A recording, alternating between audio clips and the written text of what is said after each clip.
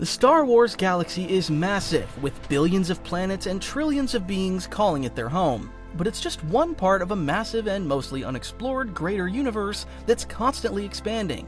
In both canon and legends, there are examples of mysterious worlds and unique aliens from beyond the borders of the main Star Wars galaxy. In this video, we'll look at 5 key aspects, from the Force Witches of Peridea to the Yuuzhan Vong. Strap in yourself for the jump to hyperspace. This is going to be a wild but fascinating ride.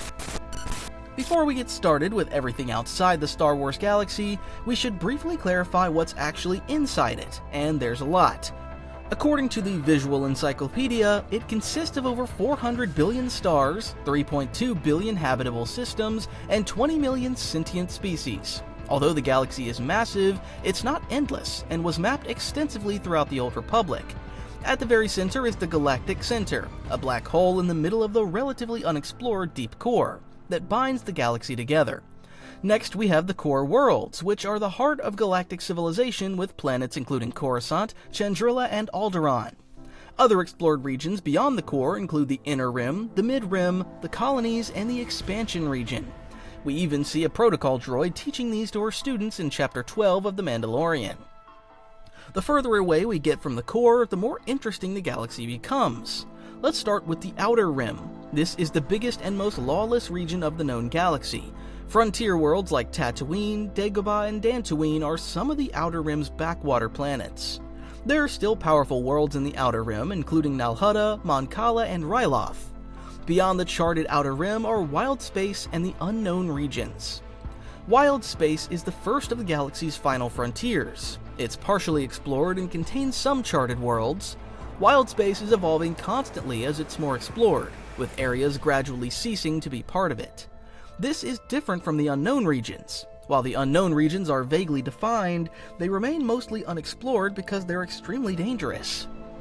Extreme navigational hazards like black holes and hyperspace anomalies make this area very precarious for travelers. The hyperspace barrier was the main reason for this. According to Rise of Skywalker Visual Dictionary, this cosmic disruption prevented travelers from making regular hyperspace jumps. Ancient Jedi and Sith actually used the Force to help with their navigation.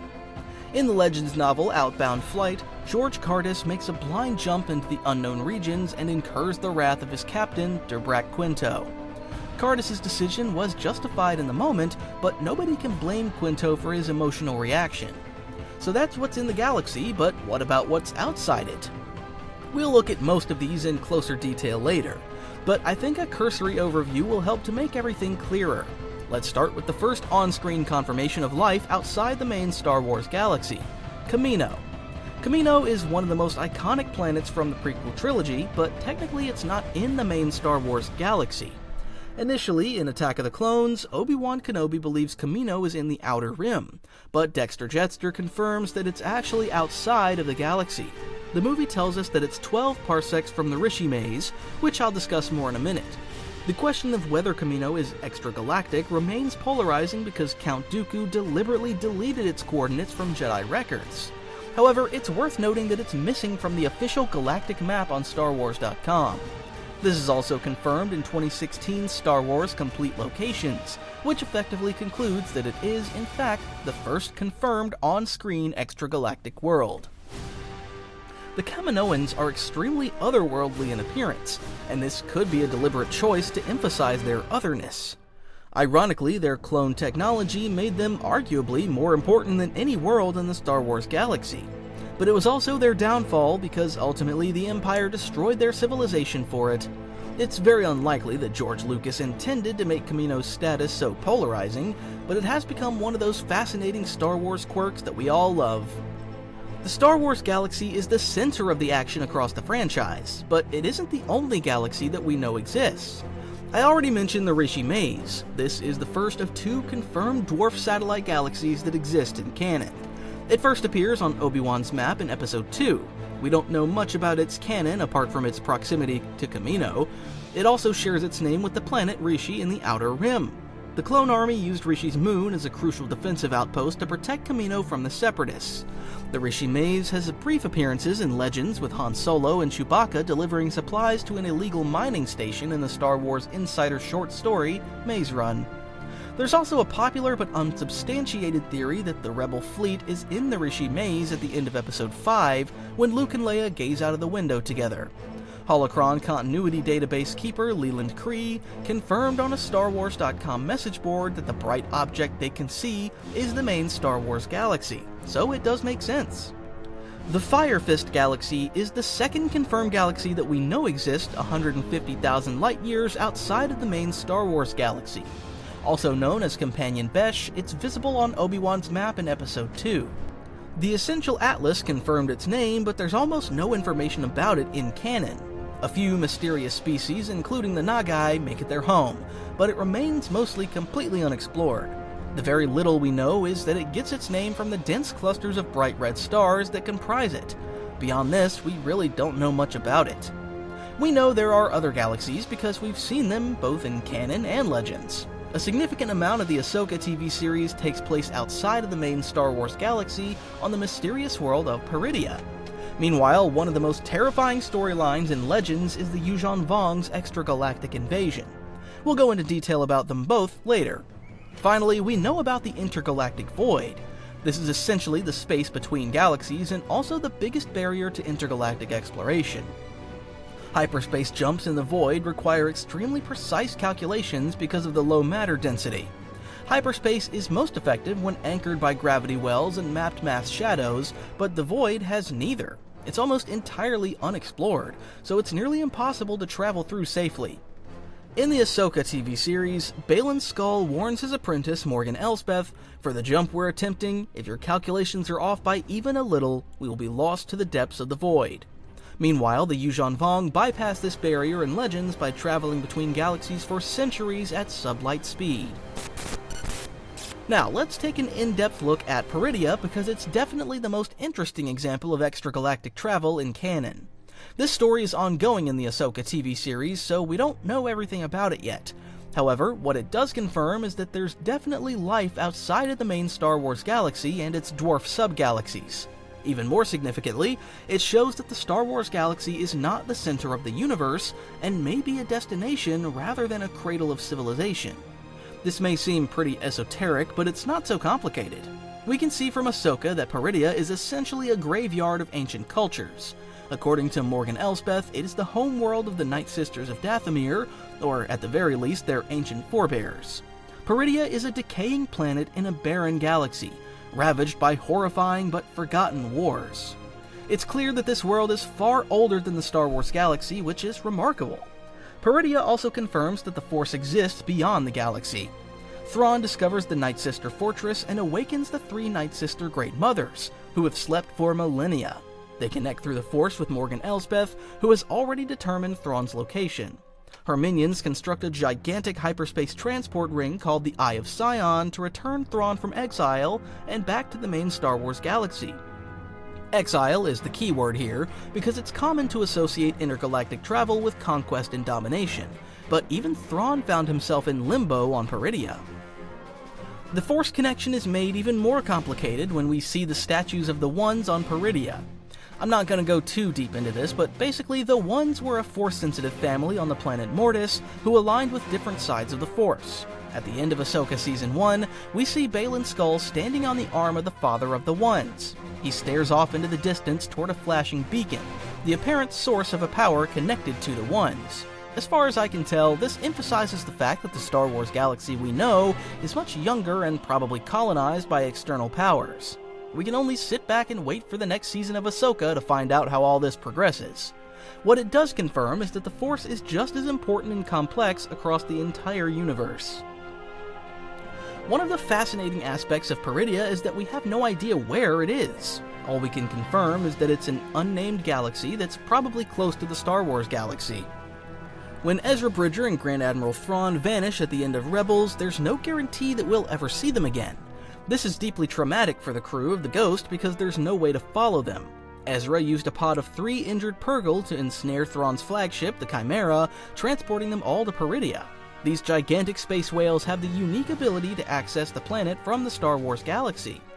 The Purrgil are one of the most mysterious beings in the universe. Resembling whales, they're essentially an extragalactic species because they can fly through hyperspace using simutunnels.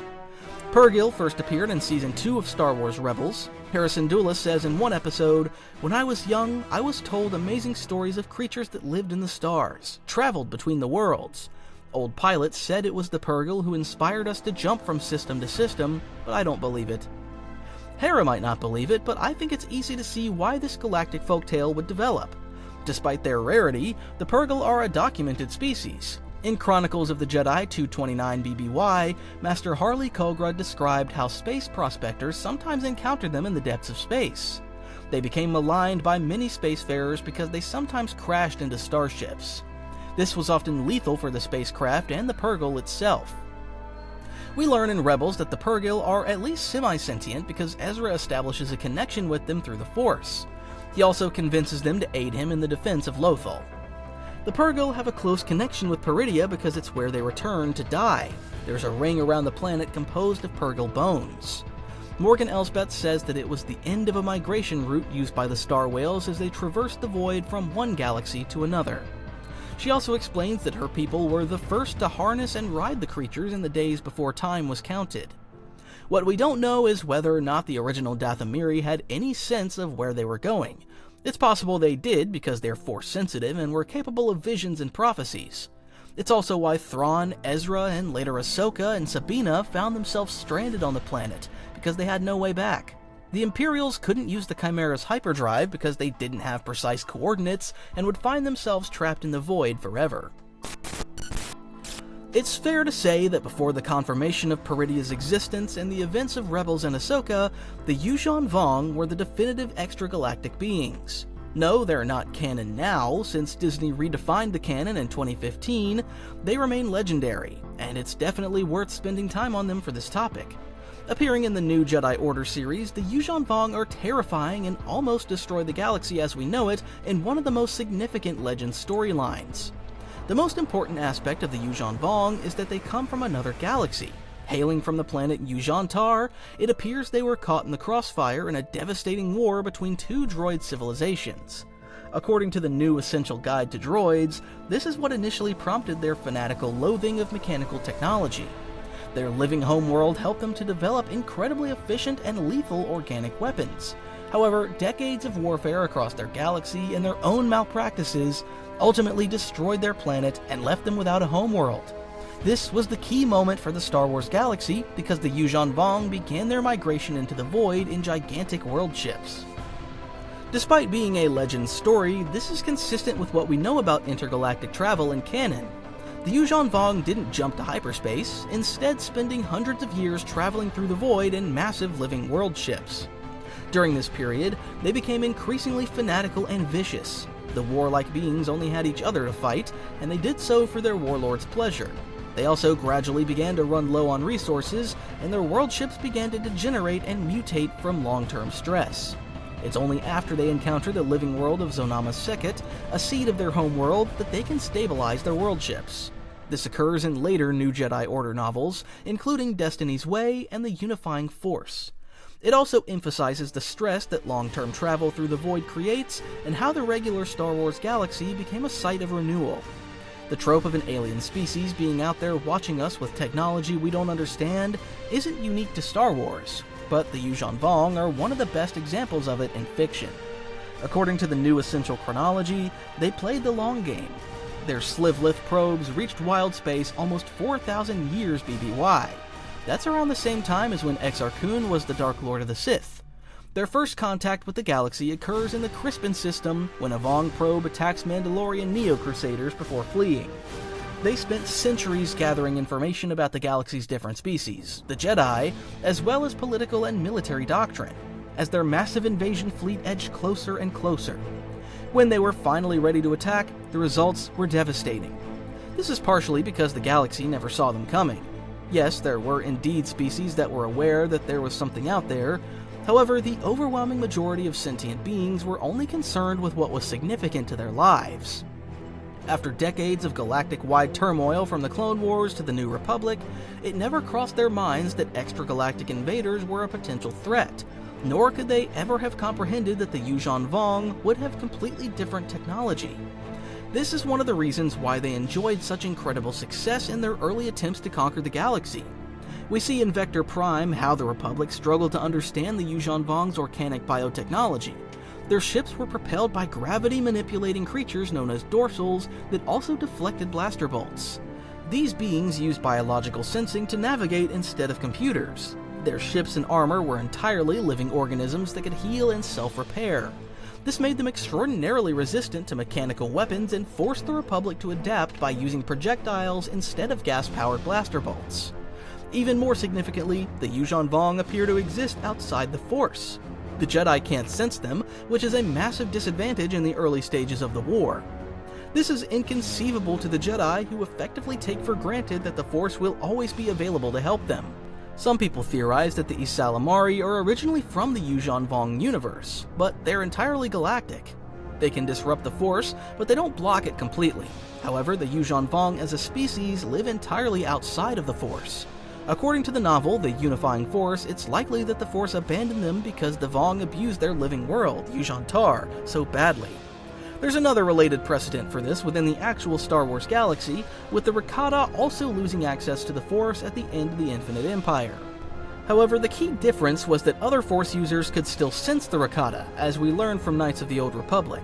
Again, this isn't canon, but it is part of the same continuity. One of the most shocking aspects of the Yuuzhan Vong invasion is that they plan to colonize the galaxy, not destroy it.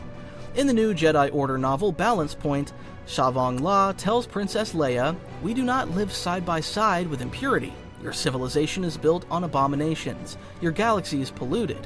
We've come to cleanse it so that others besides our warrior caste may occupy it and live cleanly here." In my opinion, this is even more terrifying. Ultimately, the Yuuzhan Vong kill trillions of beings, including Chewbacca, and destroy countless worlds before the Republic finally defeats them. But the only way they can do so is by forming a deal with the sentient planet of Zonama Sakat, which itself is a seed of the Vong's homeworld. The horrifying truth is that there's nothing native to the Star Wars galaxy that can defeat them. Of course, the Vong aren't canon anymore, but they remain the subject of fascination amongst many fans. It's easy to see why, because they're so unique. Dave Filoni said that he planned to include a Yuuzhan Vong cameo in an episode of the Clone Wars, but now the Grisk are filling the void in canon. The unknown regions are a part of the Star Wars galaxy. However, they act almost as a buffer to the rest of the galaxy and whatever lies beyond. Most of the galaxy probably doesn't think much about the unknown regions on a day-to-day basis. However, some societies and leaders are aware that there may be external threats hiding in the depths of this massive, unexplored expanse. Emperor Palpatine was one of the first to believe that there was something out there. In both canon and legend stories, he sends Grand Admiral Thrawn into the unknown regions to uncover this potential threat. However, the Old Republic as an institution utterly failed to prepare for any potential extragalactic invasion. Outbound Flight is their only foray into the Great Beyond. This extragalactic mission was led by the charismatic Jedi Master Joruus C'baoth, with the intention of searching for life beyond the hyperspace barrier. Timothy Zahn's Legends novel Outbound Flight clearly reveals that this was polarizing. Many politicians believed it was a waste of money or too dangerous. However, the Jedi sensed that something was wrong beyond the galaxy and reluctantly approved that Joruus C'baoth could lead 6 Jedi Masters and 12 Jedi Knights on the Outbound Flight mission, alongside hundreds of civilians. The famed Master believed that his Jedi could use the Force to help smooth the disturbances caused by the galactic barrier. His theory was correct, but his execution was flawed. C'baoth's hubris was a significant factor in Outbound Flight's failure because he stirred resentment throughout his treatment of the crew. C'baoth secretly chose families with Force-sensitive children and treated regular people as inferior. Later, he refused to heed Thrawn's warning of an impending threat. The arrogant Jedi Master believes that the Republic is the center of the galaxy, and that the Force will always give his order the advantage. Palpatine was secretly against Outbound Flight because he correctly suspected a species like the Yuuzhan Vong existed, so he sabotaged the mission and aligned with the Chiss to destroy Outbound Flight.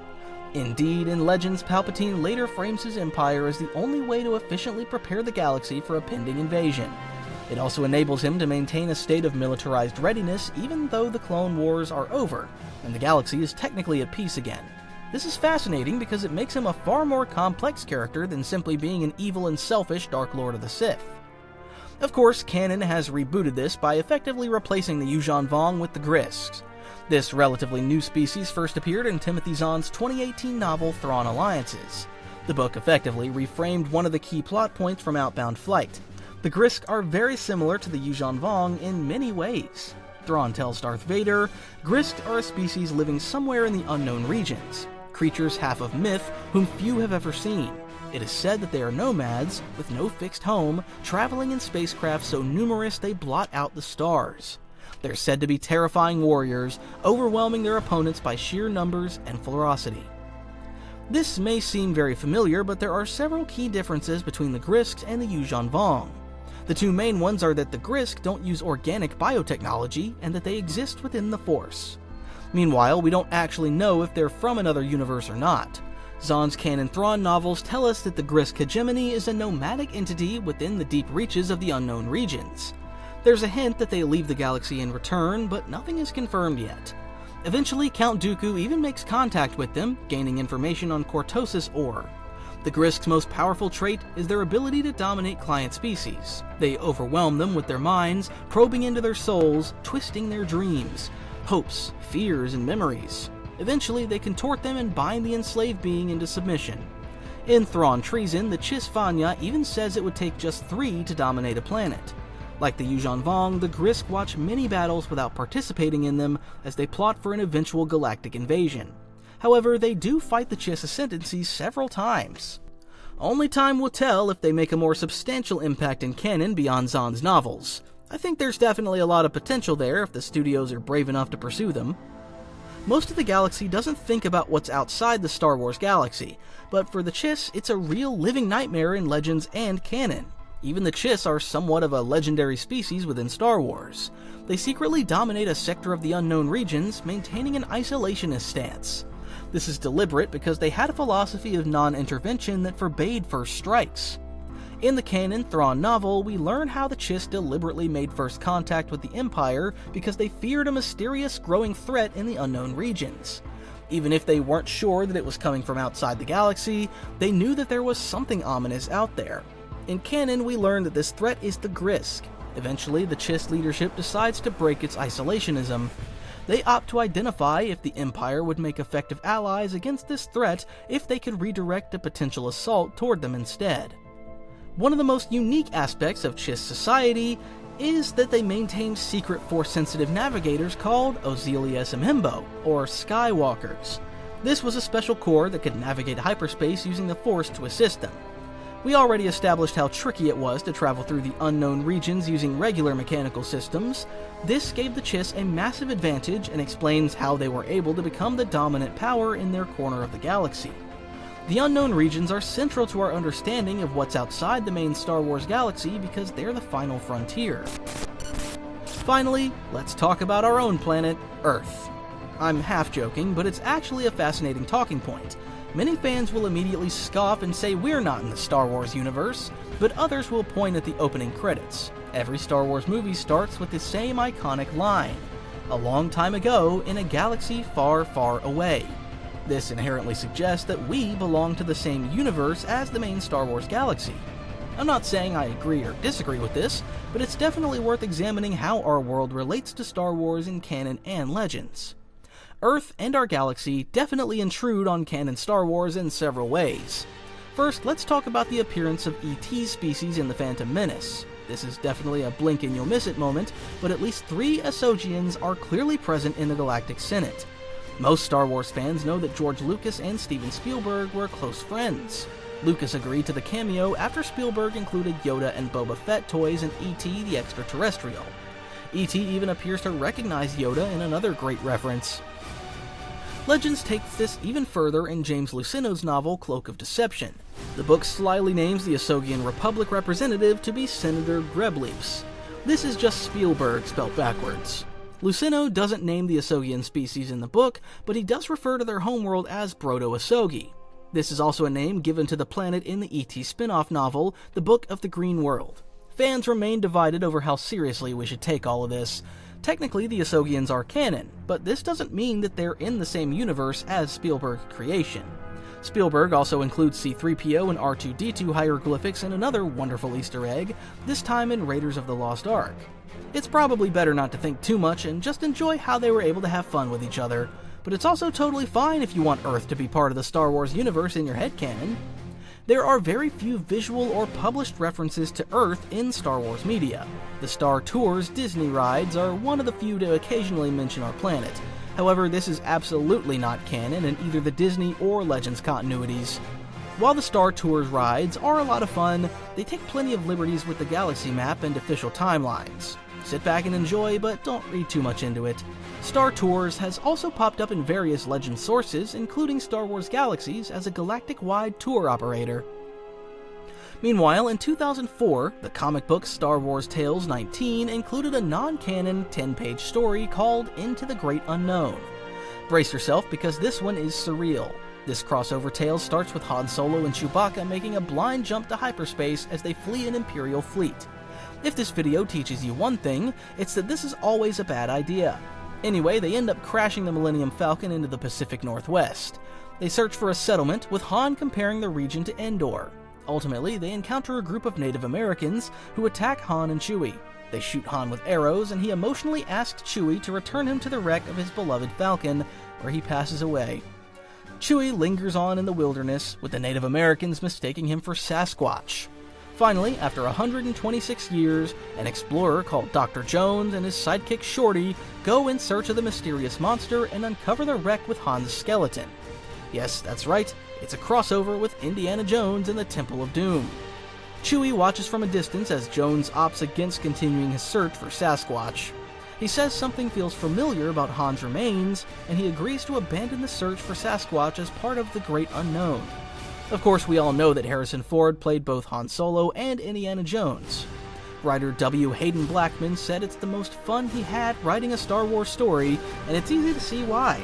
But this is absolutely outside of every continuity, including Legends, and is basically just glorified fanfiction.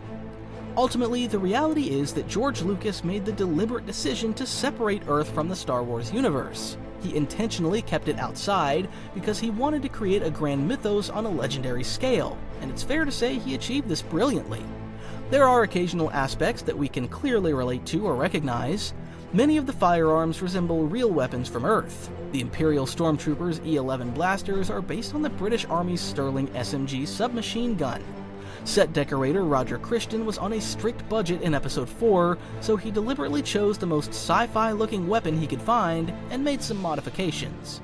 In more recent times, the AK-47 found its way into the Star Wars universe in the form of Velsartha's BK-43 blaster rifle in Andor. This was very polarizing at the time because many fans thought it was too obvious compared to other real-world weapons like the Sterling SMG. However, Andor set designers defended the choice because the AK-47 has appeared in every real-world conflict since its creation, and is a symbol of rebellion for many resistance groups. Tell me in the comments what you think about it. Finally, the Rebel Alliance Starfighter pilot helmets are basically US Navy surplus helmets with some adaptations. There are plenty more allusions to Earth's history and mythos, but the point is that they're just cultural references. Earth inspires many aspects of the Star Wars universe, from Darth Vader's armor to the amazing space dogfights, but it's very much outside of the main Star Wars galaxy, and that's how it should be.